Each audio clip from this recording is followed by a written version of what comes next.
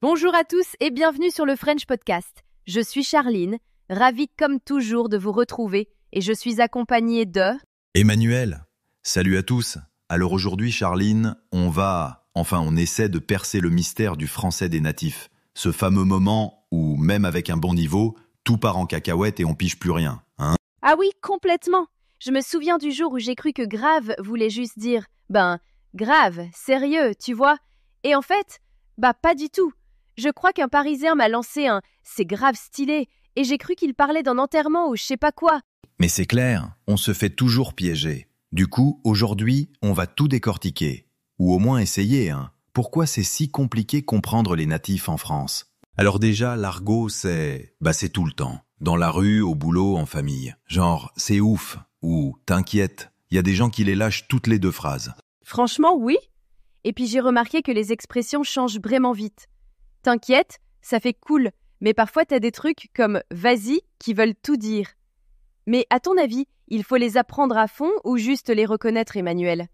Moi je pense, reconnaître déjà c'est pas mal. Ouais, je te rejoins. Parce que tout retenir, c'est mission impossible. Après, si tu les captes à l'écoute, au moins tu paniques pas trop, quoi. Et puis le problème c'est la vitesse. Genre, les Parisiens, ils mitraillent. Tu veux qu'on fasse une démo? Allez, vas-y. Fais-moi une commande de café à la terrasse, version vrai speed. Excusez-moi, je prends un petit noisette et un croissant merci, au revoir. Voilà, là tu vois, il y a de la liaison partout. Les mots se mangent. Mais vraiment, et l'élision aussi. Parfois, je me comprends plus moi-même. Enfin, la fois où j'ai parlé avec mes cousins de Marseille, j'ai rien pigé à nos propres phrases. Ça va trop vite, c'est tout collé, c'est amusant mais frustrant. Et il y a l'histoire des mots avalés. Tu vas qui devient tva. Je ne sais pas, ça fait je sais pas. C'est partout, même à Lyon, je te promets. Carrément. Tiens, mini challenge. Si je dis, t'inquiète, je vais me casser après. Combien de mots j'avale là? Au moins 3? Non mais c'est vraiment tout un entraînement d'arriver à les entendre et les décoder. Ouais, c'est de la gymnastique. Et ce truc-là, on le retrouve dans toutes les régions, non? Mais alors, tout n'est pas que vitesse. L'intonation nous joue des tours aussi. Genre, si je dis juste « ça va ?» en descendant ou en montant, je peux demander si tu vas bien. Ou si je suis choqué, genre « ça va ?» Exactement. Et souvent, l'intonation marque la fin d'une phrase ou une question. Le rythme change aussi. Parfois, les phrases s'étirent, parfois elles sont coupées. Franchement, faut s'entraîner à reconnaître la mélodie du français. C'est comme la musique. Faut l'écouter beaucoup pour capter les nuances, au lieu de tout traduire mot à mot à chaque fois. Mais alors, l'accent? Premier choc dans le sud-ouest, je crois que j'ai rien compris pendant 2 jours. Genre, on va au marché, qui devient on va au marché. Tu te rappelles la première fois que t'as entendu en accent régional? Oh là, ouais. Je suis allé à Lille, et d'un coup il y avait des biloutes partout, j'étais perdu. Mais du coup, est-ce qu'il vaut mieux essayer d'imiter ces accents ou juste s'y habituer en tant qu'apprenant, à ton avis? Moi je dirais, faut s'y habituer déjà. Après si on veut s'amuser à imiter, pourquoi pas?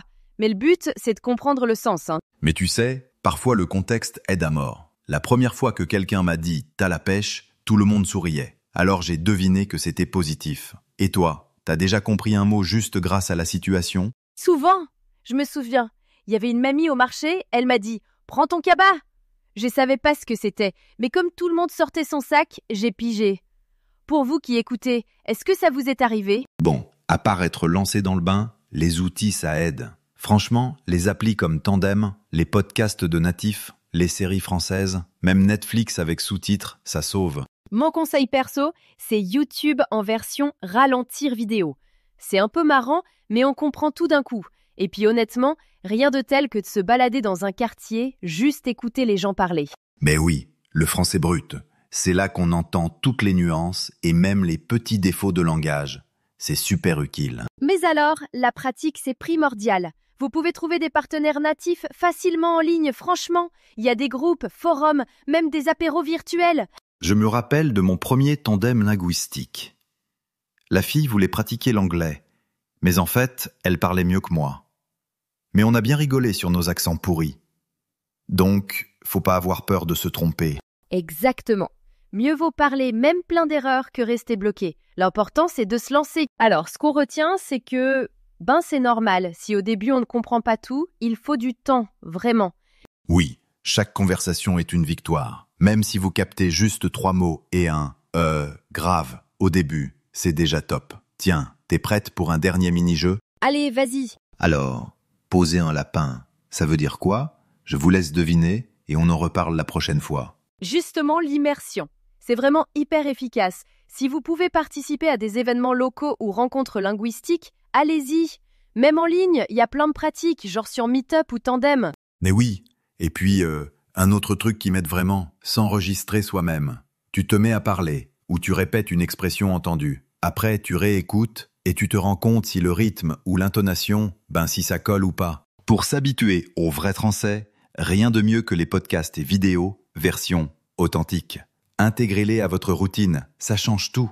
Et puis, échanger avec des natifs, en vrai ou en ligne, c'est génial pour la compréhension. J'aime bien aussi l'idée de s'enregistrer, puis d'écouter les différences.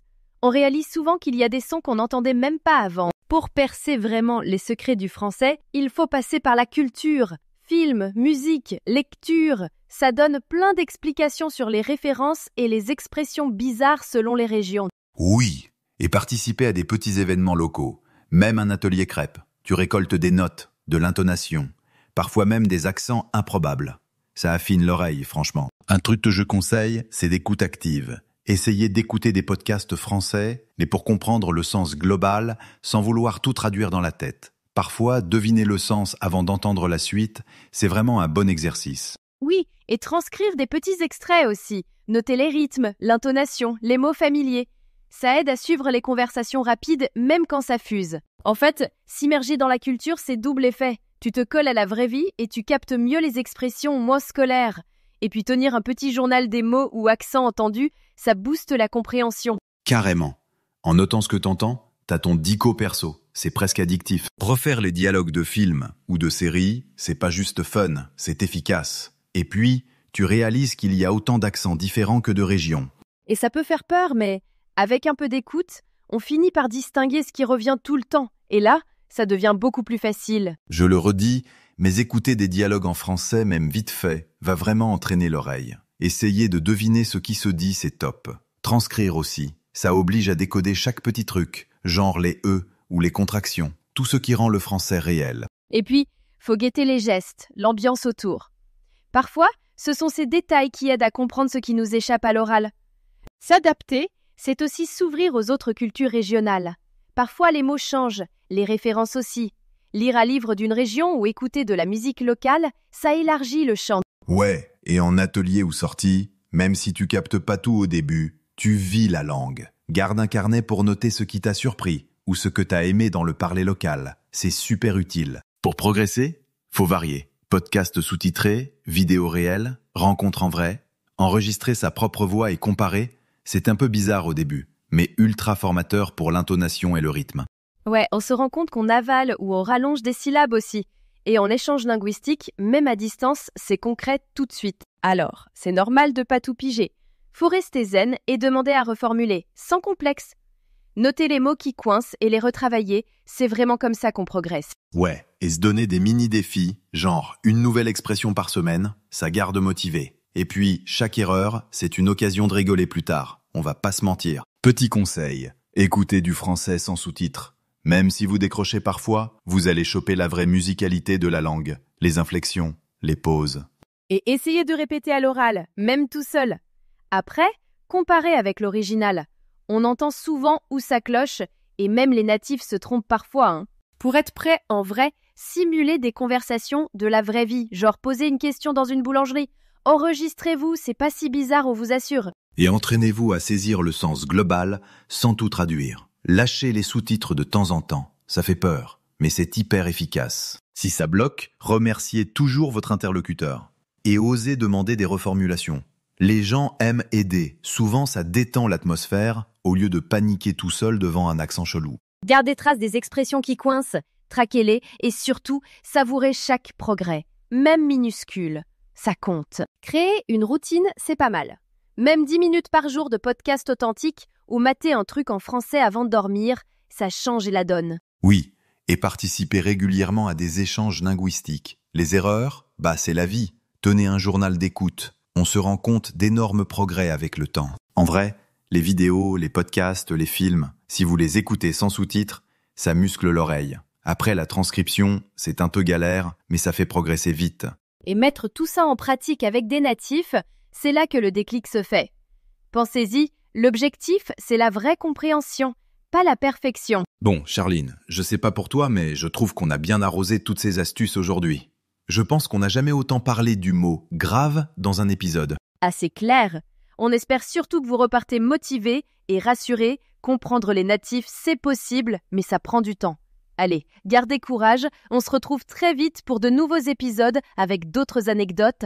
Salut Charline, salut à tous. Et n'oubliez pas, la meilleure école, ça reste la vraie vie. À bientôt. À bientôt tout le monde.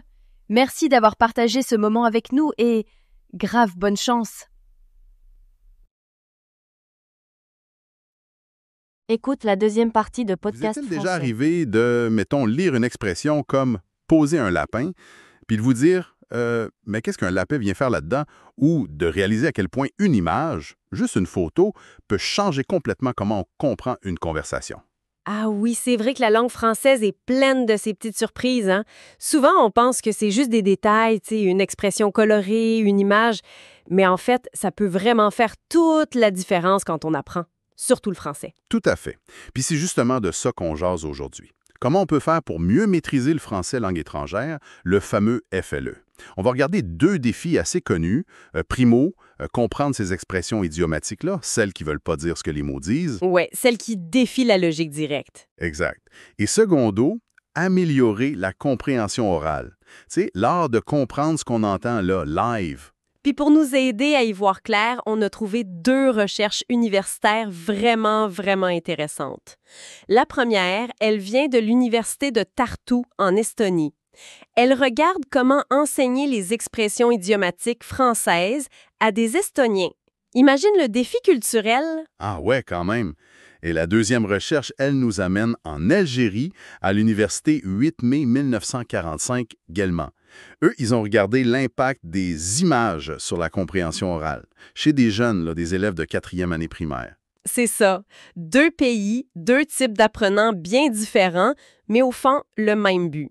Essayer d'apprivoiser le français. Fait que notre mission aujourd'hui, c'est d'aller chercher les pépites dans ces études.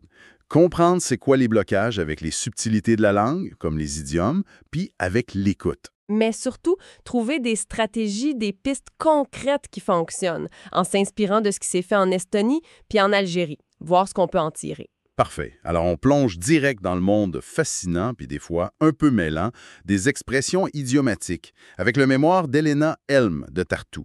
Qu'est-ce qui rend une expression comme « poser un lapin », mettons, si spéciale? Parce qu'à première vue, là, ça a zéro rapport avec un vrai lapin. Ben, c'est exactement ça le cœur du problème. On parle de non-compositionnalité. C'est-à-dire que le sens de toute l'expression, c'est pas juste l'addition du sens de chaque mot. Poser plus un plus lapin, ça mène pas logiquement à manquer un rendez-vous. C'est vrai. Ou comme raconter des salades. Exactement. Rien à voir avec la bouffe, là. Ça veut dire mentir, inventer des histoires. Mais ça arrive comme par magie un peu. C'est comme une recette secrète où les ingrédients donnent un goût complètement différent. C'est une bonne image, ça. Puis en plus, ces expressions-là, elles ont souvent une forme figée. On peut pas vraiment commencer à dire un lapin a été posé par lui ou il pose souvent les lapins puis garder le même sens idiomatique. C'est assez rigide.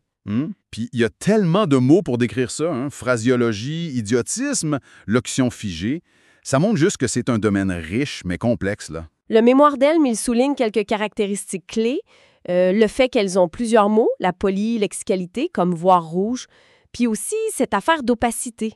Des fois, le sens, c'est juste dur à poigner si on connaît pas l'histoire ou la culture derrière. Ben oui. Qui comprendrait prendre des vessies pour des lanternes aujourd'hui sans qu'on lui explique, tu sais? Pas grand monde, c'est sûr. Puis il y a aussi l'iconicité. Le fait qu'elle crée souvent une image mentale. Mais attention, là. L'image peut être trompeuse. Avoir le cœur sur la main, ça donne une image très claire. Mais le sens, c'est la générosité. Ça veut pas dire que t'es vulnérable physiquement ou que tu vas échapper ton cœur, mettons. C'est vrai. L'image aide, mais il faut faire attention. Fait que, comment on s'y retrouve là-dedans? L'étude, elle parle d'une classification, je pense. Oui, il y a celle d'Isabelle Gonzalez-Rey qui aide un peu à démêler ça. Elle fait la différence entre, mettons, les collocations, c'est des mots qui vont souvent ensemble, mais où le sens reste assez clair, comme résoudre un problème. OK. Puis les expressions idiomatiques au sens plus strict, où là, le sens est vraiment figuré, décalé, comme donner sa langue au chat, qui veut dire qu'on ne sait pas la réponse à une devinette. Ah oui, celle-là. L'étude d'Elm, elle se concentre beaucoup sur ce qu'elle appelle les syntagmes idiomatiques. C'est souvent ces expressions très imagées qui viennent du concret. Les animaux, le corps humain, les couleurs. OK. Mais pour ceux qui apprennent le français, c'est quoi les vrais obstacles, concrètement? Bien, le mémoire en montre deux principaux. D'abord, la compréhension, juste savoir ce que ça veut dire. Puis ensuite, l'emploi, savoir comment puis quand l'utiliser correctement. C'est logique. Une expression comme « les carottes sont cuites », si tu l'apprends au premier degré, tu es complètement dans le champ. Ça veut dire que c'est fini, qu'il n'y a plus d'espoir. Ou des vieux mots comme « fur » dans « au fur et à mesure ». Si tu sais pas que « fur », ça voulait dire genre « taux aux proportions ». Tu vois, l'expression reste un mystère. Ouais. C'est là que l'analyse comparative entre le français et l'estonien dans l'étude d'Elm devient super intéressante, j'imagine. Ça doit montrer où ça accroche pour les Estoniens. Hein? Tout à fait. L'étude classe les expressions en 4 groupes. Le premier, c'est facile. Les expressions qui sont quasiment pareilles dans les deux langues. Avoir un cœur d'or. Ben, en estonien, ça se dit « olema kultse sydämega ». C'est la même image, le même sens. OK, celle-là, ça va. Celle-là, sans surprise, les apprenants les comprennent bien. Bon, puis après? Le deuxième groupe, c'est plus fun, mettons. C'est le même sens, mais l'image est différente. Pour dire zozoter, en français, on dit « avoir un cheveu sur la langue ». Oui. En estonien, l'idée est la même, mais l'image, c'est complètement autre chose. Nagu oles kum kartul suus. Ça veut dire littéralement « comme avoir une patate chaude dans la bouche ». Une patate chaude dans la bouche. Hein? C'est imagé, ça. J'imagine que ça peut créer des mélanges. Ben oui, l'étude dit que les apprenants peuvent confondre avoir un cheveu sur la langue avec une autre expression qui ressemble un peu puis qui existe dans les deux langues, avoir un mot sur le bout de la langue. Qu'est-ce que pealolema en estonien? Ah oui, quand tu cherches un mot. C'est ça. L'image de la langue est là, mais le sens n'est pas pantoute le même. Ça crée de la confusion. OK.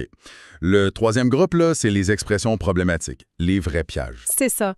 L'exemple qui frappe, c'est « mener par le bout du nez ». En français, ça veut dire contrôler quelqu'un, le manipuler.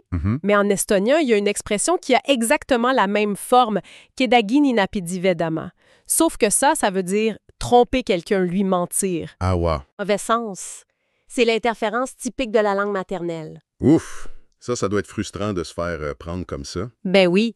Puis il y en a d'autres dans ce groupe-là, comme « coûter les yeux de la tête » ou « un froid de canard ». Celle-là, la référence culturelle à la chasse, c'est pas évident. Non, exact.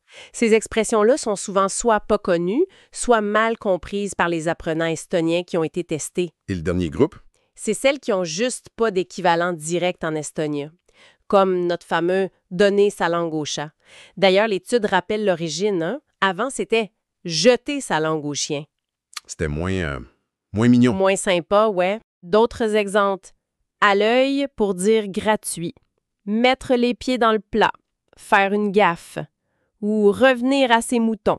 Ah, revenir à ces moutons, ça vient de loin, non? Oui, ça vient direct d'une pièce de théâtre du Moyen Âge, La farce du maître patelin. Ça montre comment certaines expressions sont ancrées dans l'histoire, dans la culture. C'est ce qui les rend difficiles. Mais fascinante aussi. Exactement. Ces exemples montrent bien le défi puis les outils d'apprentissage dans les manuels scolaires. L'étude en dit quoi? Ben, l'analyse de manuels comme Rond-Point ou Alter Ego, les versions qu'ils ont étudiées, ça suggère qu'ils ne traitent pas beaucoup les expressions idiomatiques de façon systématique. Il y a bien quelques proverbes dans Alter Ego 3, mais c'est pas un gros focus. Fait qu'il y aurait besoin de plus de ressources spécifiques là-dessus. Ça semble être ça, oui, comme des livres de vocabulaire spécialisés ou des manuels de didactique comme celui de González Rey qui sont mentionnés dans l'étude. D'accord. Donc, pour les idiomes, contexte culturel, comparaison entre langues, c'est clé. OK. Changeons de sujet un peu. Passons à l'autre compétence, la compréhension orale. Le mémoire de Ben Chaban en Algérie, lui, il s'intéresse à comment aider des jeunes enfants, là, en 4e année primaire, à mieux comprendre ce qu'ils entendent en français. Pourquoi c'est si dur, d'ailleurs, la compréhension orale? Ouf, c'est une compétence super complexe. Comme le disait Jean-Pierre Cuc, ça demande d'activer plein d'affaires dans notre cerveau en même temps pour décoder ce qu'on entend. Les apprenants y butent sur plusieurs obstacles. Évidemment, il y a le vocabulaire, la grammaire qu'on ne connaît pas encore. Mais il y a des difficultés qui sont propres à l'oral, j'imagine. Plus que juste les mots. Puis les accents, hein? N'oublions pas les accents. Exact. Sans parler des accents différents. Puis il y a aussi l'ordre des mots, les accords, les temps de verbe. Tout ça, c'est souvent plus dur à saisir à la volée, à l'oral, qu'en lisant tranquillement. Ça demande une gymnastique mentale assez rapide, là. Puis la motivation là-dedans. Surtout pour des enfants de 9-10 ans, ça doit être majeur, non? C'est crucial, oui. Le mémoire cite Roland Viau qui dit que la motivation, c'est comme un moteur interne qui nous pousse à agir. Puis ça dépend de comment on se sent face à la tâche, si on pense qu'on est capable, si c'est intéressant. Puis si l'enfant se sent dépassé ou si l'activité est plate, ben... Il décroche. Logique. Ce qui nous amène à la question, comment on fait pour rendre l'écoute plus engageante puis plus efficace? Puis c'est là justement que les images entrent en jeu d'après l'étude de Ben Chaban. Oh, les fameuses images. Oui, une image, que ce soit un dessin, une photo, un schéma, ça peut jouer plein de rôles. Ça peut informer, expliquer un truc compliqué, pense au cycle de l'eau, mettons. Ça peut attirer l'attention, créer une émotion ou même raconter une histoire comme dans une BD. L'étude algérienne, elle n'a pas juste listé ça, elle a testé l'impact direct en classe. Puis les résultats sont assez frappants, non? Oui, c'est là que ça devient vraiment parlant. Ils ont comparé 2 groupes d'élèves sur les mêmes exercices d'écoute. Un groupe avait des images pour aider, l'autre non. Pour un exercice sur un petit texte simple, sur un personnage, Majid, regarde les chiffres. Pour une question, le groupe avec image, 100% de bonnes réponses. Le groupe sans image, 47%. Wow! Du simple au double quasiment? Attends, c'est pas fini. Pour une autre question, 80% avec image, 67% sans. Puis pour la troisième, là, c'est énorme. 100% de bonnes réponses avec l'image contre juste 20% sans l'image. 20%. C'est plus juste une petite aide, là. C'est la différence entre comprendre puis être complètement perdu pour la majorité de la classe. Ben oui. C'est pas juste un plus, ça peut être carrément ce qui fait la différence. Il y avait un autre exemple avec un schéma du cycle de l'eau. Avec l'image, 100% des élèves ont bien répondu aux questions vrai-faux. Sans l'image, moins de la moitié, 47%. C'est clair et net. L'observation en classe le dit bien, les images rendent l'info plus fluide, plus attrayante, puis surtout plus accessible, plus facile à comprendre. Et les enseignants, eux, qu'est-ce qu'ils en pensent sur le terrain? L'étude de reposer la question aussi? Leurs réponses viennent confirmer tout ça. Tous les profs interrogés font des activités de compréhension orale. La majorité, 66%, préfèrent utiliser des supports avec du visuel plutôt que juste de l'audio. Puis un fait super intéressant, plus de 80% de ces profs-là créent leur propre support visuel. Ah ouais? Ils se contentent pas juste du manuel. Non, ça montre qu'ils voient vraiment la valeur de l'image au quotidien puis qu'ils s'investissent pour l'adapter à leurs élèves, à leurs besoins. C'est un bon signe, ça. Tout à fait. Puis leur conclusion est unanime pour eux. L'image, ça facilite la compréhension, 100% d'accord. Ça capte l'attention des jeunes, 100%. Puis ça les motive, 100%. C'est pas juste de la déco, là. C'est un vrai outil pédagogique qui rend l'apprentissage plus dynamique puis qui aide les enfants à faire le lien entre ce qu'ils voient puis ce qu'ils entendent. OK. Alors, si on met tout ça ensemble, on a d'un côté les idiomes en Estonie, puis de l'autre, l'écoute avec les images en Algérie. 2 contextes très différents. C'est quoi les fils conducteurs, les leçons qu'on peut tirer? Mais ce qui ressent vraiment fort des deux, c'est l'importance cruciale du contexte. Le contexte culturel pour réussir à décoder les expressions idiomatiques, même pour des apprenants plus avancés. Puis le contexte visuel pour aider à la compréhension orale, surtout avec les plus jeunes ou pour des sujets complexes. C'est vrai.